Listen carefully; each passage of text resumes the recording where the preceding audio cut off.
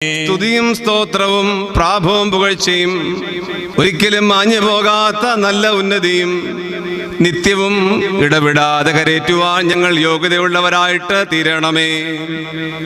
ഞങ്ങൾക്കു വേണ്ടി സ്വയം അർപ്പിക്കപ്പെട്ട് ഞങ്ങൾക്ക് പാപപരിഹാരം നൽകുകയും ശുദ്ധീകരിക്കുന്ന തൻ്റെ ബലിയാൽ ഞങ്ങളെ ശുദ്ധീകരിക്കുകയും ചെയ്ത മോഹനീയ കുർബാന അനുഗ്രഹീതവും മാധുര്യഫലം മഹനീയവുമാകുന്നു.